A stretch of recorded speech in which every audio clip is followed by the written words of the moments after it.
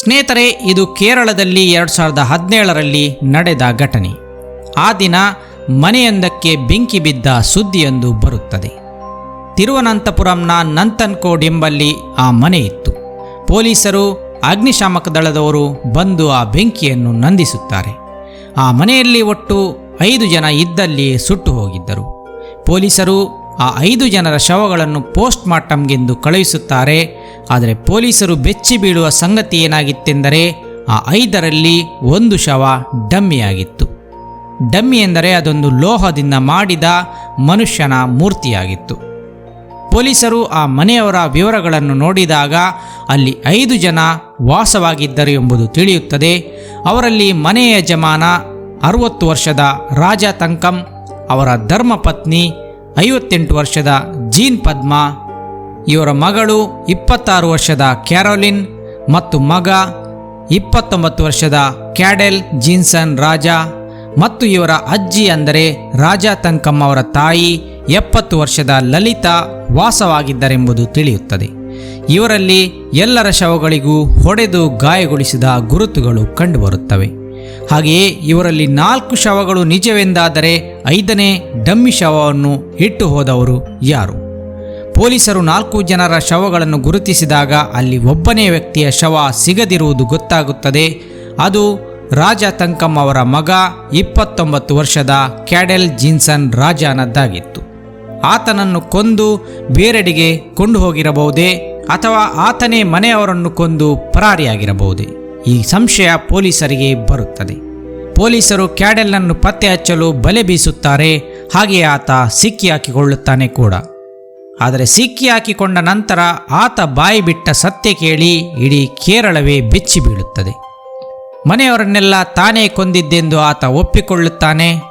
ತನ್ನ ಹೆತ್ತವರನ್ನು ತಾನೇ ಕೊಲ್ಲುವಂಥ ಸಿಟ್ಟು ಅವನಿಗೇನಿತ್ತು? ಅಥವಾ ಅಂತಹ ಒಂದು ಮೋಟಿವ್ ಆತನಿಗೆ ಎಲ್ಲಿಂದ ಸಿಕ್ತು? ಸ್ನೇಹಿತರೆ, ಈ ಘಟನೆಯನ್ನು ಮೊದಲಿನಿಂದ ನೋಡೋಣ. ಡಾಕ್ಟರ್ ರಾಜ ತಂಕಂ ನಂತನ್ಕೋಡ್ನಲ್ಲಿ ಒಬ್ಬ ರಿಟೈರ್ಡ್ ಪ್ರೊಫೆಸರ್ ಆಗಿದ್ದರು. ಇವರ ಹೆಂಡತಿ ಡಾಕ್ಟರ್ ಜೀನ್ ಪದ್ಮಾ ಒಬ್ಬ ಕಾರ್ಡಿಯಾಲಜಿಸ್ಟ್ ವೈದ್ಯೆಯಾಗಿದ್ದರು. ಈ ಕುಟುಂಬ ಒಂದು ವೆಲ್ ಎಜುಕೇಟೆಡ್ ಶ್ರೀಮಂತ ಕುಟುಂಬವಾಗಿತ್ತು. ಇವರಿಗೆ ಸಮಾಜದಲ್ಲಿ ತುಂಬ ಗೌರವವೂ ಇತ್ತು. ಇವರ ಮಗಳು ಕ್ಯಾಡೆಲ್ಗಿಂತ ಚಿಕ್ಕವಳಾದ ಕ್ಯಾರೋಲಿನ್ ಕೂಡ ಚೀನಾದಲ್ಲಿ MBBS ಮಾಡಿ ಬಂದಿದ್ದಳು. ಆದರೆ ಆ ಮನೆಯಲ್ಲಿ ಕ್ಯಾಡೆಲ್ ಮಾತ್ರ ಒಬ್ಬ ಎಲ್ಲರಿಗಿಂತ ಭಿನ್ನವಾಗಿದ್ದ. ಎಲ್ಲರೂ ಬುದ್ಧಿವಂತರಾಗಿದ್ದರೆ ಆತನೊಬ್ಬ ಮಾತ್ರ ದಡ್ಡನಾಗಿದ್ದ. ಅವನಿಗೆ ವಿದ್ಯೆ ತಲೆಗೆ ಹತ್ತುತ್ತಿರಲಿಲ್ಲ. ಆತ ಸದಾ ಮೂಡಿಯಾಗಿರುತ್ತಿದ್ದ, ತನ್ನದೇ ಲೋಕದಲ್ಲಿ ಇರುತ್ತಿದ್ದ. ಮನೆಯಲ್ಲಿ ಎಲ್ಲರೂ ಗ್ರೌಂಡ್ ಫ್ಲೋರ್ನಲ್ಲಿ ಇರುತ್ತಿದ್ದರೆ ಆತ ಮಾತ್ರ ಫಸ್ಟ್ ಫ್ಲೋರ್ನಲ್ಲಿ ತನ್ನ ಕೋಣೆಯಲ್ಲಿ ಇರುತ್ತಿದ್ದ. ಆತ ಯಾವತ್ತೂ ಯಾರನ್ನೂ ಮೇಲೆ ಬರಲು ಬಿಡುತ್ತಿರಲಿಲ್ಲ. ಆತನ ಅನುಮತಿ ಇಲ್ಲದೆ ಯಾರಾದರೂ ಮೇಲೆ ಬಂದರೆ ಆತ ಅವರ ಮೇಲೆ ಸಿಡುಕುತ್ತಿದ್ದ. ಹೀಗಿದ್ದ ಕ್ಯಾಡೆಲ್ಗೆ ತಂದೆ ತಾಯಿಗಳು ಇತರರೊಂದಿಗೆ ಯಾವಾಗಲೂ ಹೋಲಿಸಿ ಬುದ್ಧಿ ಹೇಳುತ್ತಿದ್ದರು. ಆತನಿಗೆ ಓದುವುದರಲ್ಲಿ ಆಸಕ್ತಿಯೇ ಇರಲಿಲ್ಲ. ಆತನ ತಂಗಿ ಕ್ಯಾರೋಲಿನ್ಳನ್ನು ತೋರಿಸಿ ಹೇಳಿದರೂ ಆತನಿಗೆ ಅರ್ಥವಾಗುತ್ತಿರಲಿಲ್ಲ. ಆತ ಯಾವಾಗಲೂ ತನ್ನ ರೂಮಿನಲ್ಲಿಯೇ ಕುಳಿತಿರುತ್ತಿದ್ದ. ಕಂಪ್ಯೂಟರ್ನಲ್ಲಿ ಇಂಟರ್ನೆಟ್ ಸರ್ಚ್ ಮಾಡುವುದು ಇಲ್ಲವೇ ವಿಡಿಯೋ ಗೇಮ್ ಮಾಡುವುದು ಆತನ ಕಾಯಕವಾಗಿತ್ತು.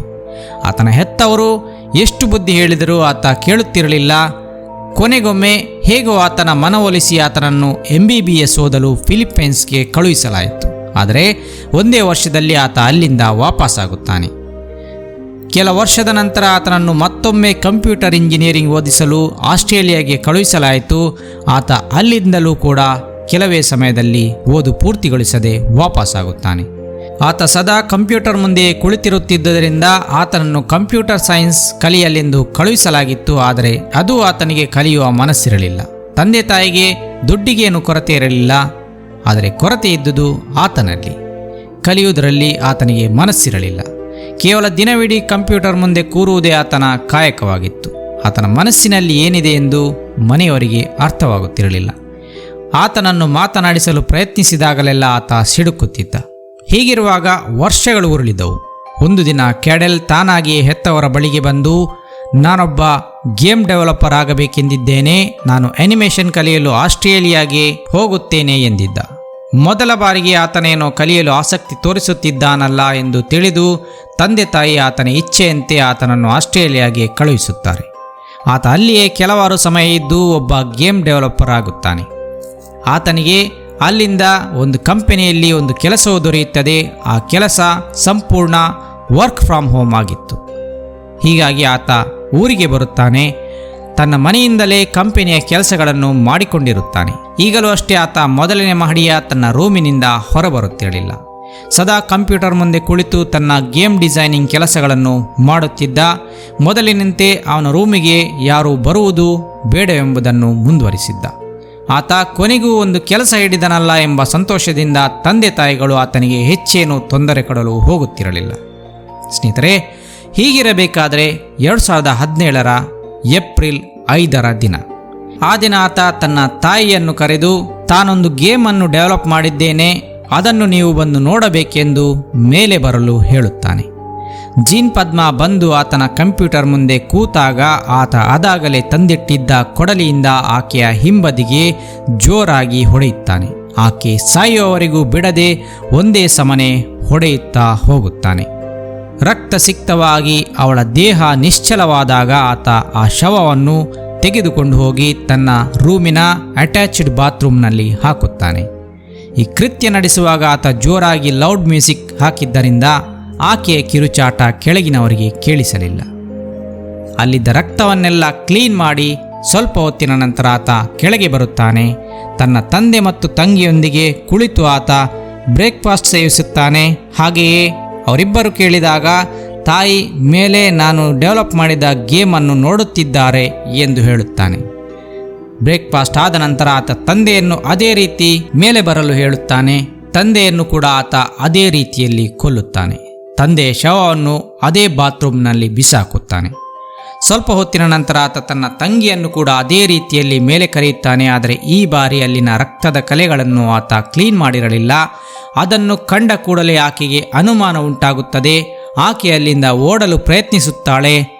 ಆಕೆ ಆತನೊಂದಿಗೆ ಸ್ವಲ್ಪ ಹೊತ್ತು ಗುದ್ದಾಡುತ್ತಾಳೆ. ಆದರೆ ಆತ ಮಾತ್ರ ಆಕೆಯನ್ನು ಕೈಗೆ ಸಿಕ್ಕ ಚಾಕುವಿನಿಂದ ಕೊಲ್ಲುತ್ತಾನೆ. ಆಕೆಯ ಕುತ್ತಿಗೆಯನ್ನು ಸೀಳಿ ಆಕೆಯನ್ನು ಕೊಲೆ ಮಾಡುತ್ತಾನೆ. ಹಾಗೆ ಆಕೆಯನ್ನು ಕೂಡ ಅದೇ ಬಾತ್ರೂಮ್ನಲ್ಲಿ ಹಾಕುತ್ತಾನೆ.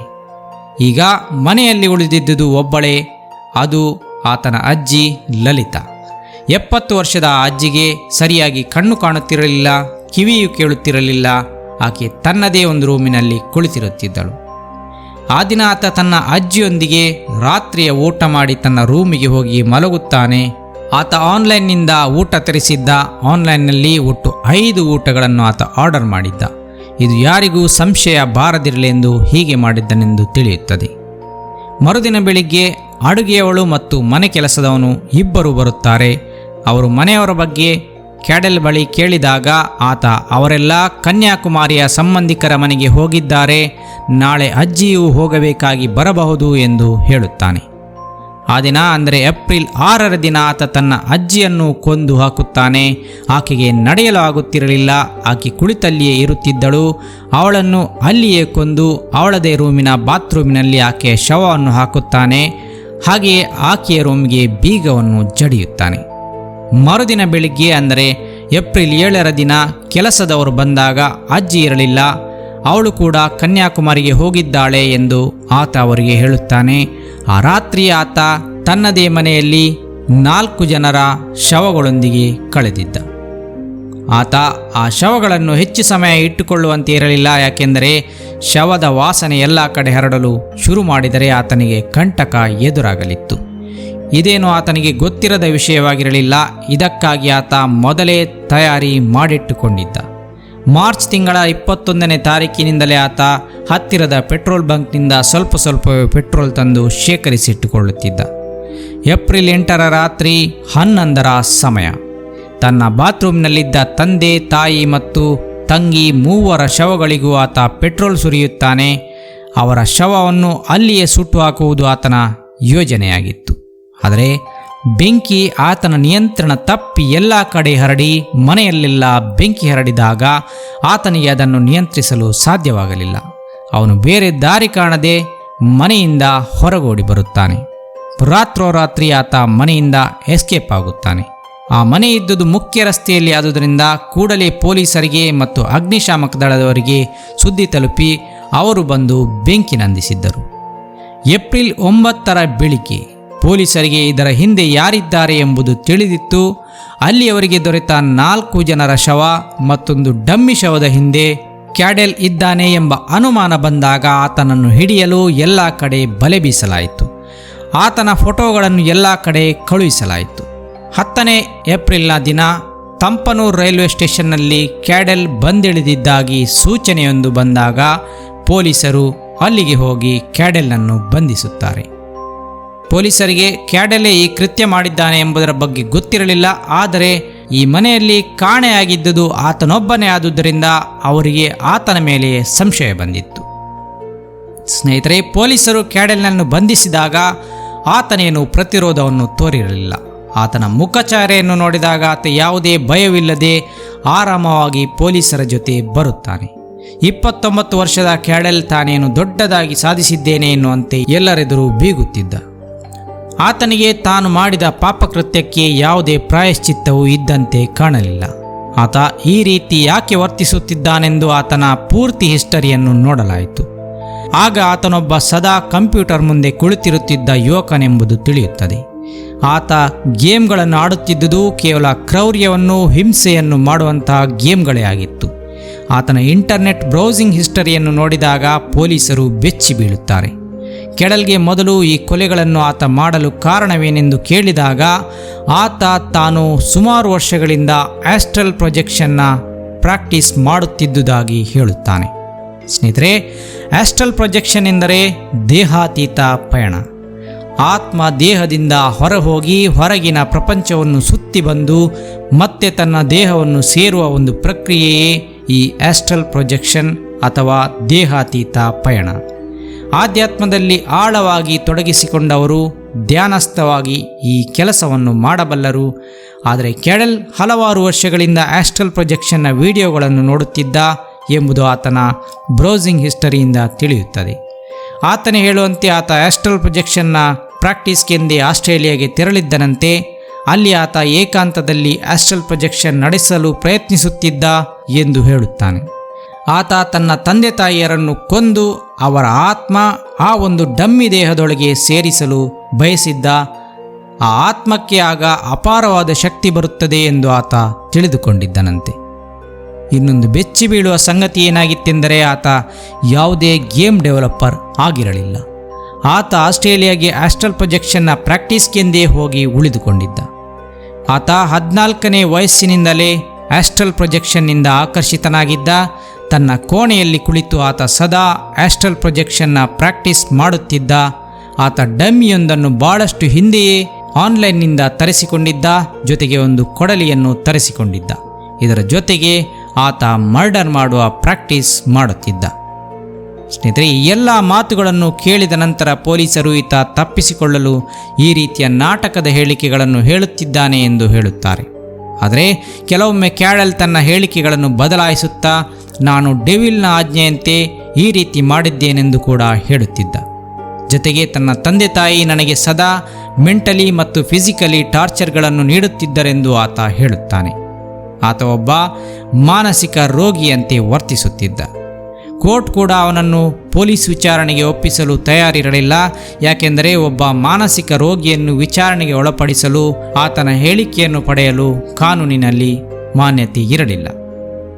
ಆತನನ್ನು 2 ದಿನ ಮೆಂಟಲ್ ಹಾಸ್ಪಿಟಲ್ನಲ್ಲಿ ಇರಿಸಿ ನಂತರ ಜೈಲಿಗೆ ಹಾಕಲಾಯಿತು. ಆದರೆ ಆತ ಏಪ್ರಿಲ್ 14ರಂದು ತನ್ನ ಜೊತೆಗಾರನೊಬ್ಬನ ಮೇಲೆ ಹಲ್ಲೆ ಮಾಡಿ ಆತನನ್ನು ಕೊಲ್ಲಲು ಪ್ರಯತ್ನಿಸುತ್ತಾನೆ.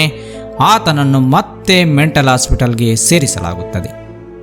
ಈತನ ಈ ವಿಚಿತ್ರ ಕೇಸನ್ನು ನೋಡಿ ಕೇರಳದ ಪ್ರಪ್ರಥಮ ಮಹಿಳಾ IPS ಆಗಿದ್ದ ಶ್ರೀಲೇಖಾ ಅವರು ಕ್ಯಾಡೆಲ್ನನ್ನು ಭೇಟಿಯಾಗಲು ಬಯಸುತ್ತಾರೆ. ಆದರೆ ಮೊದಲಿಗೆ ಅವರಿಗೆ ಈ ಭೇಟಿಗೆ ಅವಕಾಶ ನೀಡಲಿಲ್ಲ. ಕೊನೆಗೆ ಅವರ ಒತ್ತಾಯದಂತೆ ಒಂದು ಏಕಾಂತದ ರೂಮ್ನಲ್ಲಿ ದೂರದಲ್ಲಿ ಕುಳ್ಳಿರಿಸಿ ಕ್ಯಾಡೆಲ್ನೊಂದಿಗೆ ಮಾತನಾಡಲು ಅವರಿಗೆ ಅವಕಾಶ ಕಲ್ಪಿಸಲಾಯಿತು.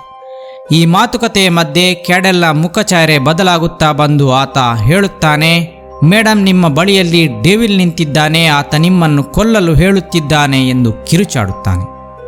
ಆತನ ಈ ವಿಚಿತ್ರ ವರ್ತನೆಯನ್ನು ನೋಡಿ ಶ್ರೀಲೇಖಾ ಅವರು ಕೂಡ ಗಾಬರಿ ಬೀಳುತ್ತಾರೆ. ಅವರು ಅಲ್ಲಿಂದ ಹೊರಗೋಡಿ ಬರುತ್ತಾರೆ. ಸ್ನೇಹಿತರೆ, ಆ ನಂತರ ಕ್ಯಾಡೆಲ್ನನ್ನು ಮಾನಸಿಕ ಖೈದಿಗಳ ಜೈಲಿನಲ್ಲಿ ಇರಿಸಲಾಗುತ್ತದೆ. ಇಂದಿನವರೆಗೂ ಆತ ಅಲ್ಲಿಯೇ ಇದ್ದಾನೆ. ಆತನ ವಿಚಾರಣೆಯನ್ನು ಶುರು ಮಾಡಲು ಆತ ಫಿಟ್ ಆಗಿಲ್ಲ ಎಂದು ವಿಚಾರಣೆಯನ್ನು ಮುಂದೂಡಲಾಗುತ್ತಿದೆ. ಈ ಮಧ್ಯೆ ಆತ ಹಲವಾರು ಬಾರಿ ಅತಿರೇಕದ ವರ್ತನೆಗಳನ್ನು ತೋರಿದ್ದಾನೆ. ಒಮ್ಮೆ ಸಾಯೋ ಹಂತದವರೆಗೂ ಹೋಗಿದ್ದ ಆತನನ್ನು ಕೆಲ ದಿನ ಆಸ್ಪತ್ರೆಯ ICUನಲ್ಲಿಟ್ಟು ಬದುಕಿಸಿಕೊಳ್ಳಲಾಗಿತ್ತು. ಸ್ನೇಹಿತರೆ, ನಮಗೆ ಈ ಘಟನೆಯ ಕೊನೆಯಲ್ಲಿ ಹಲವಾರು ಅನುಮಾನಗಳು ಮೂಡುತ್ತವೆ. ಅದೇನೆಂದರೆ, ಒಂದು ವೇಳೆ ಕ್ಯಾಡೆಲ್ ಆಸ್ಟ್ರಲ್ ಪ್ರೊಜೆಕ್ಷನ್ ಕಲಿತಿದ್ದೇ ಆದರೆ ಅದನ್ನು ತನ್ನ ಮೇಲೆ ಯಾಕೆ ಪ್ರಯೋಗಿಸಿಕೊಳ್ಳಲಿಲ್ಲ ಎಂಬುದು. ಹಾಗೆ ಆತ ಎಲ್ಲರನ್ನೂ ಕೊಂದ ನಂತರ ಅಲ್ಲಿಂದ ಓಡಿದ್ದೇಕೆ? ಮನಃಶಾಸ್ತ್ರಜ್ಞರು ಹೇಳುವ ಪ್ರಕಾರ ಆತನಿಗೆ ಸ್ಕಿಜೋಫ್ರೀನಿಯಾದ ಸಮಸ್ಯೆ ಇದೆಯಂತೆ. ಒಂದು ವೇಳೆ ಆತನಿಗೆ ಚಿಕ್ಕಂದಿನಿಂದಲೂ ಈ ಸಮಸ್ಯೆ ಇದ್ದರೆ ಆ ಎಜುಕೇಟೆಡ್ ಫ್ಯಾಮಿಲಿಯವರು ಆತನನ್ನು ಇದುವರೆಗೆ ವೈದ್ಯರ ಬಳಿ ತೋರಿಸಿಲ್ಲವೇಕೆ ಎಂಬ ಪ್ರಶ್ನೆ ಕೂಡ ನಮ್ಮಲ್ಲಿ ಮೂಡುತ್ತದೆ. ಮನೆಯವರು ಚಿಕ್ಕಂದಿನಿಂದಲೂ ತನ್ನ ಮೇಲೆ ಸರಿಯಾದ ಗಮನ ಹರಿಸಿಲ್ಲವೆಂಬ ಕೋಪದಲ್ಲಿ ಆತ ಅವರನ್ನೆಲ್ಲ ಕೊಂದ ನಂತರ ಆತ ಮೆಂಟಲ್ನಂತೆ ವರ್ತನೆ ತೋರುತ್ತಿರಬಹುದೇ? ಒಟ್ಟಾರೆಯಾಗಿ ನಮಗೆ ಈ ಘಟನೆಯಿಂದ ತಿಳಿದು ಬರುವ ಒಂದು ಮುಖ್ಯ ಪಾಠವೇನೆಂದರೆ, ಮಕ್ಕಳನ್ನು ಸದಾ ಕಂಪ್ಯೂಟರ್ ಮುಂದೆ ಕೂರಲು ಬಿಡುವುದು, ಅವರು ಏನೆಲ್ಲ ನೋಡುತ್ತಿದ್ದಾರೆ ಎಂಬುದನ್ನು ತಿಳಿದುಕೊಳ್ಳದೇ ಇರುವುದು ಏನೆಲ್ಲ ಅನಾಹುತಗಳಿಗೆ ಕಾರಣವಾಗಬಹುದು ಎಂಬುದಿಲ್ಲಿ ತಿಳಿಯುತ್ತದೆ. ಕೊಲ್ಲುವ ಬಡಿಯುವ ಗೇಮ್ಗಳನ್ನೇ ಆಡುವ ಮಕ್ಕಳ ಮನಸ್ಸು ಅದೇ ರೀತಿ ಕ್ರೌರ್ಯವನ್ನು ಬಯಸುವ ಮನಸ್ಸಾಗಿ ಬೆಳೆಯುವುದರಲ್ಲಿ ಯಾವುದೇ ಅನುಮಾನವಿಲ್ಲ. ಏನಂತೀರಾ ನೀವು? ಕಮೆಂಟ್ ಮಾಡಿ.